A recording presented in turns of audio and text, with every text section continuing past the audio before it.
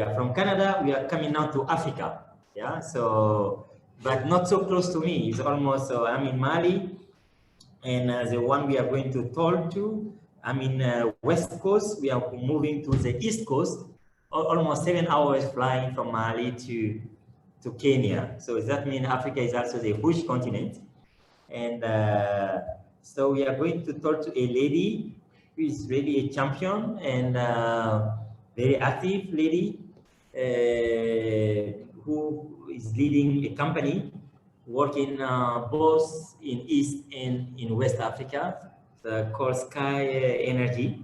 So I'm talking to Miss Pam Onyanyo, and she's CEO and founder of SkyEnergy. She is a developer of renewable energy, focusing on solar installation, both off-grid and commercial industrial solution. So we give the floor to my sister, and I had the privilege to be in a panel with Pam some 2 years ago in Senegal, Dakar. So Pam, the floor is yours.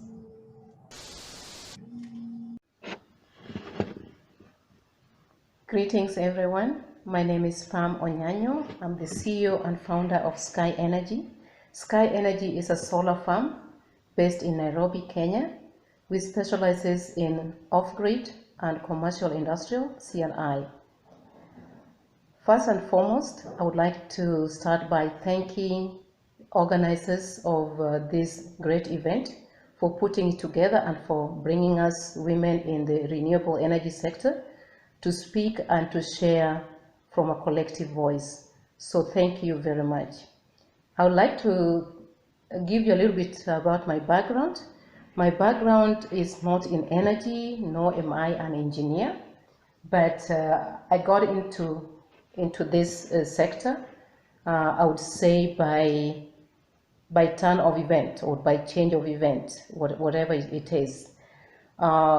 One time, actually, I was in the US where I actually live. There was a very big storm that came in 2008. This storm left people without power, I think almost 2 weeks, some. And I had gone without power for almost 2 days. Then somebody told me that Home Depot, they were selling solar lights, and I need to go there and get some.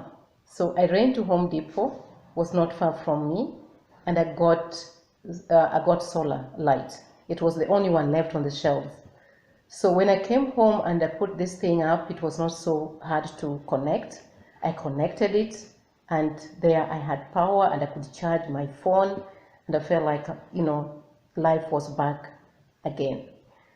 And I started thinking, I said, really, if this thing can work, and can it work in Kenya? Can it work in the rural areas, especially at our home? At that time, I was just thinking of my mother at home. So I was planning to come to Kenya, and I decided to carry this thing after I'd already used it for almost 5 days. Then I packed it up, I kept it. So when time came, I came with that thing to Kenya. I brought it to my mom. I got an electrician, came, installed it, connected 3 bedrooms, the living room, and even a small security light outside. And the thing worked, and we were able to have the charging, so we were able to charge our phone and so forth on it. And my mom was so excited, and even me, I got more excited. And it got me thinking, I'm like, seriously, maybe this is what we need. How can we get more of that? And to put in several homes in Kenya. And I started thinking, and at the time I was consulting with different governments in Kenya on, advising them on foreign investment.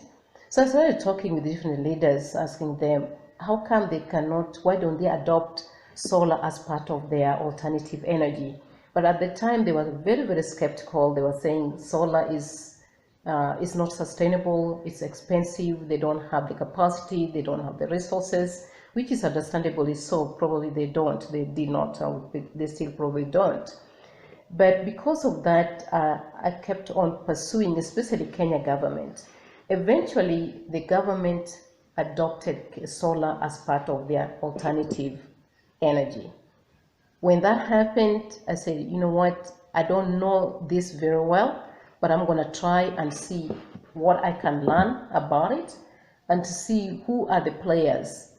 So it happened that some of my friends were already in the sector. They were already doing small scale solar C&I, installing in, carports and so forth. So they told me, and I was like, there's opportunity in Africa. Let's work together. They didn't like it. They didn't think it was possible. So what I did, try to convince them, and I said, I'll put myself. I'm gonna drop everything what I'm doing, and I will lead you. So Africa is my home. I was born there, so I think we can be able to pull it through. So they said, okay, if you think you can be able to pull it through, why not? So by the time I was talking that, I had some pretty good network within Exim Bank in the US, within US Trade and Development Agency, and I knew what they did because we had just closed a transaction with Exim Bank for infrastructure in Kenya. So I said, okay, this is the way to go. So I took off. I came to Kenya. I was able to secure buy-in from the county governors to sign in an MOU with us. I took that back. I decided to convince them, but they were still not very receptive to it. Then I took, again, through my contacts and network, I reached out to my people at the Exim Bank, and they said, Pam, this is a great thing. In fact, this is the number of USTDA people. They will be able to give you guys a grant to roll out a feasibility study. So I came back to my friends. I said, the US government can fund us to do a feasibility study countrywide and be able to install solar, not just in one place. So they were like, how? Because these are people who just did business, but they didn't know the power of US government and what US governments do in other countries. And so when I reached out to USTDA, I gave them a summary of the project, and they are like, okay, this is one of our priorities, give us details, we'll be able to fund this. So long story short, we were actually funded by USTDA to carry out feasibility study across the country. And we did feasibility study in about 30 counties and selected about 27 sites. Some of those sites that really pained me, I went to the islands in Kenya of Lake Victoria. It was total darkness. And you find 10,000 people living in the dark. It's not a pretty sight. So my priority was to electrify these islands, regardless of what my partners said. I wanted to make sure we brought power to these communities. And we actually were successful, and we implemented power on the islands of Lake Victoria. And right now they are electrified. These are islands that never seen power in their over 50 plus years of existence. So when you talk of community power, when you talk of energy, when you talk of solar, I'm a testimony. I think even the women who will be speaking here today, they're already doing amazing things in their countries. So I think this is something, it was a walk that I took a leap of faith to, high risk, dropping everything to come. And really, I'm not regretting, I'm so happy to be here. And so a little bit about SkyEnergy. Let me share with you on my screen, SkyEnergy. So, and my presentation on gender and energy. So SkyEnergy came about, I resigned from that company with my partners to start SkyEnergy, more so because I wanted to steer SkyEnergy towards a different direction.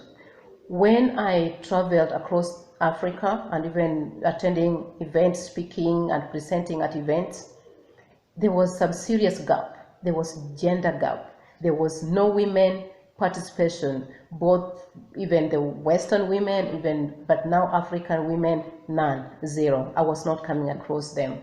The ones I was coming across are the ones working with the USTDA, but more of in an administrative capacity. So I thought about it. I said, you know what? I already took the risk.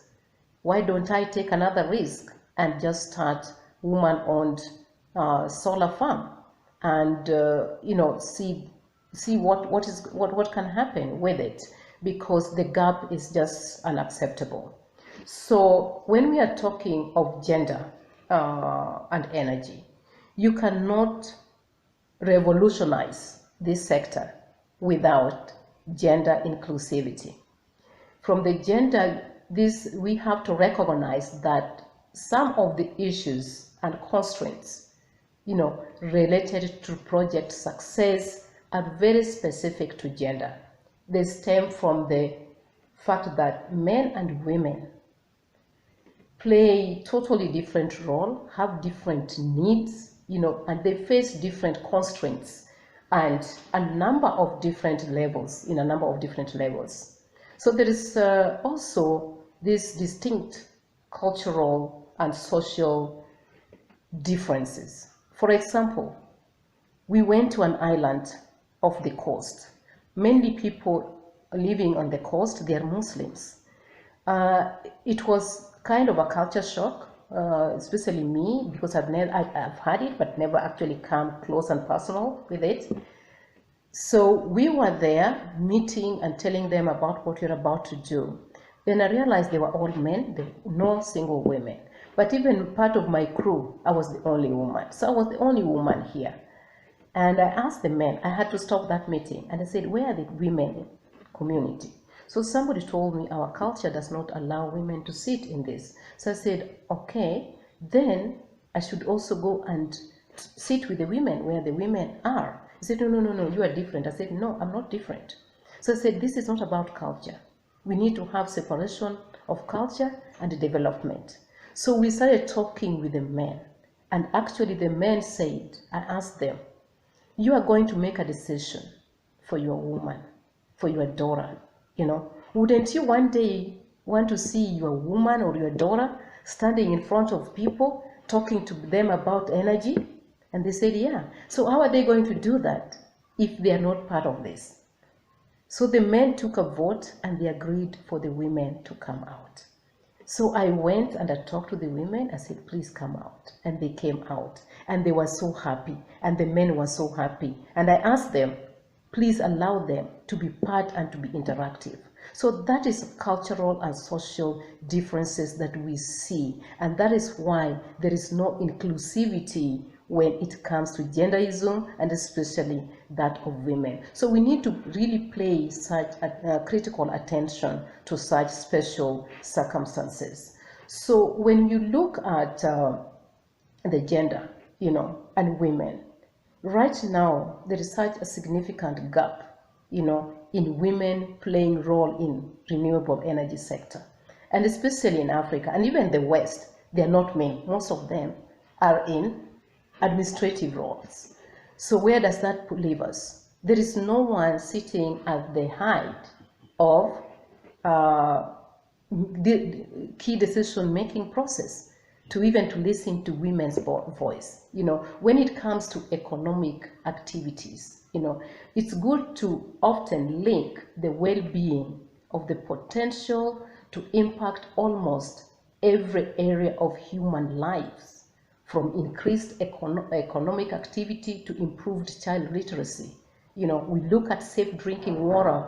We look at, most importantly, women empowerment. When you talk, men, they are not the, in fact, women take care of men. They want to make sure their husbands are drinking clean water.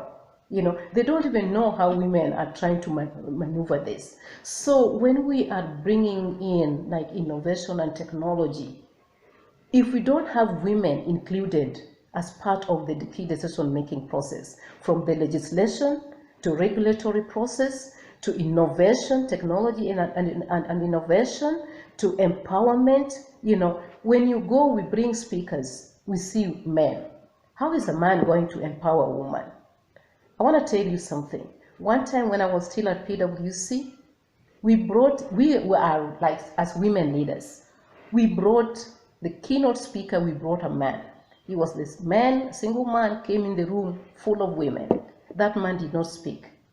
He really humiliated us, and he said, you know, how can you invite me? I come from Houston, Texas, to come and be telling you about women empowerment. It's embarrassment.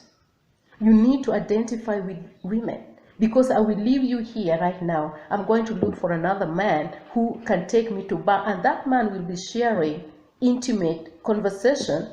I might just end up telling a man I met in a bar that there is a board member open, come and apply for it. So I think we need also to see women are trying. We are trying. Okay. So in every key decision making in the renewable sectors, women are not there. Women are not represented. In the financial services, when it comes to funding, women are not represented. The CVs, the capital ventures, there are no women. They are all men. Men are going to support men. That is just what it is, and women also, so we need to look at how do we empower our women. And when it comes to really now energy in Africa, Africa is the continent, is the only continent with so much renewable energy than none other. But you find there is no inclusivity in almost everything in this renewables energy wave. What we call rush for renewable energy. There are no African participation. Financial services sectors in Africa, they are shying away. But they are shying away from funding African entrepreneurs, but they are funding Western entrepreneurs because they have accounts in UK, in Australia, in the US, whereby as Africans, we don't have that. Our accounts are local accounts. Okay, so we need to look at these things. Then we look at accessibility, access to modern energy.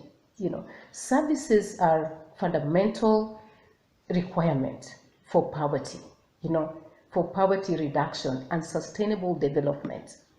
Because right now, without energy, without sustainable energy, there is no sustainable development. Without inclusivity, there is no sustainable development. Without women, there is no sustainable development. Without girls and young people being involved, there is no sustainable development. So we need to look at ourselves and be realistic with this and really make our voices be heard.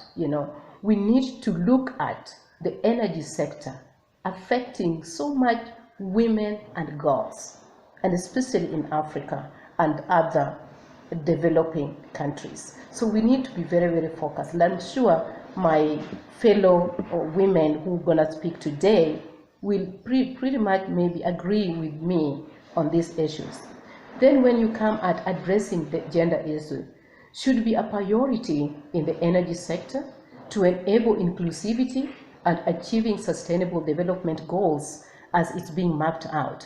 Because you cannot achieve development goals without inclusivity, and this inclusivity is not just at administrative level.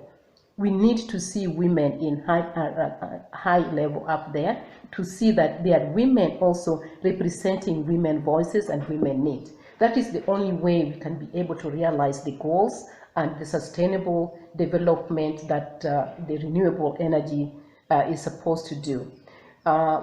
When I'm talking of this inclusivity, is really energy policies, and policies from investment should be included. Gender should be in their framework, and that is without that we are just going to be going in cycle, and really nothing is going to be achieved. So I'm doing my little part in the community, and I'm sure there are other women who are doing their part in the community. There is no reason when we go to like the Power Africa events organized by Power Africa, but representation of Power Africa are actually not Power Africa. They aren't African. We have Africans. We have really become just consumers, but we are not included in the decision-making process. We are not included in the technology and innovation. So that brings us again to innovative business model. We need to be more creative to come up with different innovative business models. Not everyone is going to be a developer. Not everyone is going to be an engineer, but there are those women, especially in the rural, in the community, they are not carpenters. A lot of them are tailors, a lot of them are saloonists. A lot of them, what are the day-to-day mom and pop business for these women in the community and girls? How do we empower them? How do we come with different innovative business models that can be sustainable, that is needed, to overcome energy challenges in Africa, and be more so sustainable and create jobs, create wealth, pay school fee for this, for people in the community in the rural area.